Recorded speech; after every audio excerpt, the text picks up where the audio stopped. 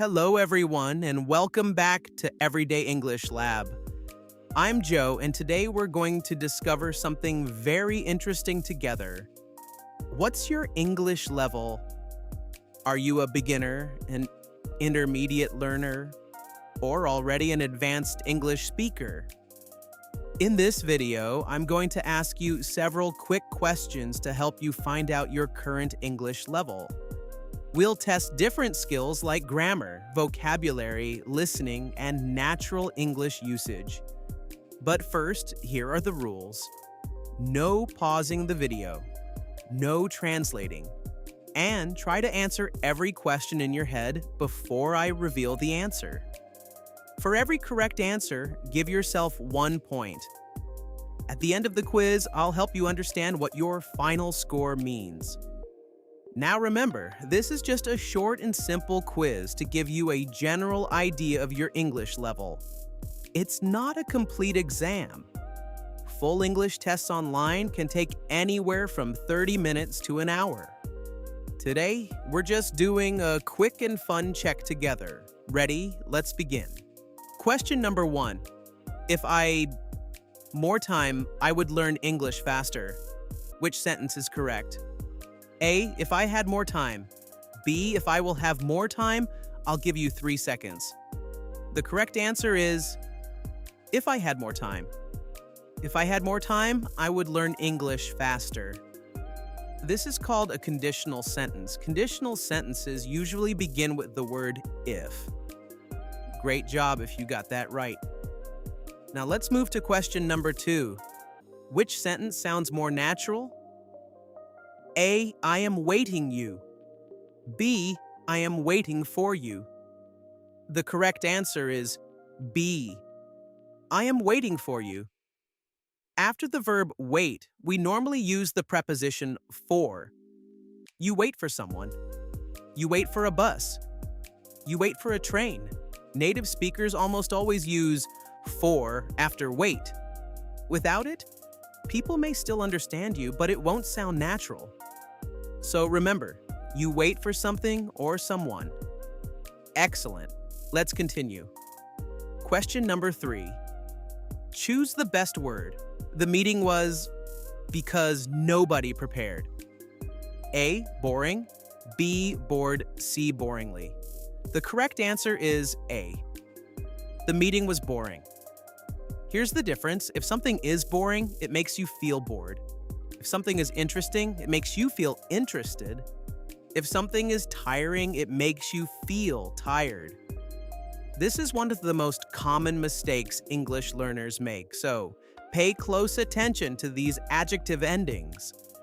Before we continue, if you're enjoying this lesson, don't forget to subscribe to Everyday English Lab here on YouTube and leave a like on the video. Your support really helps the channel grow, and I truly appreciate it. Now, let's move on to question number 4. This time, we're going to test your listening skills. I'm going to say a sentence quickly, and I won't show it on the screen.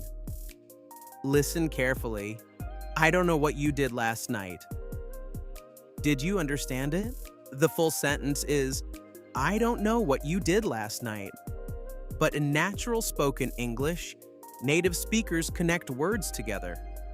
I don't know becomes I don't know. What you sounds more like whatcha.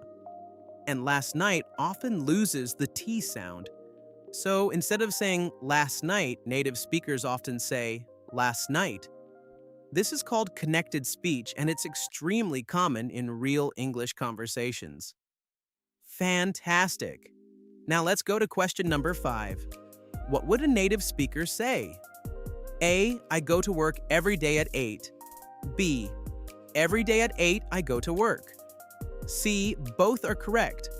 The correct answer is C. Both are correct.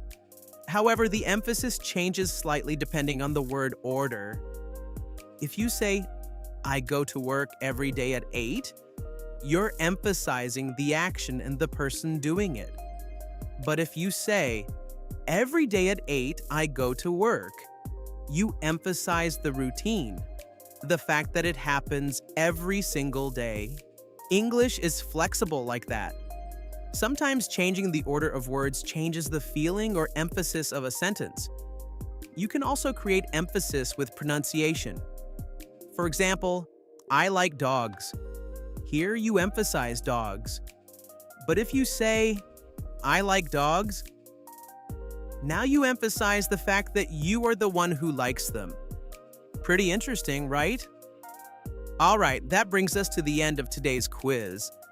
Again, this was just a quick way to estimate your English level. It's not a complete or official exam, but it should give you a helpful overview of where you are right now. So, how many questions did you answer correctly?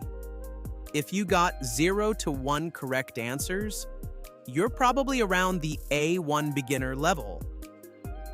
2 to 3 correct answers, you're likely around the B1 intermediate level. 4 to 5 correct answers, you're probably closer to the advanced C1 level. And remember, no matter your level, the important thing is to keep practicing every single day. That's how real progress happens. Let me know in the comments, how many answers did you get right? Which question was easiest for you? And which one was the most difficult? If you enjoyed this lesson, make sure to subscribe to Everyday English Lab, leave a like, and share this video with another English learner. Thanks for watching, and I'll see you in the next lesson.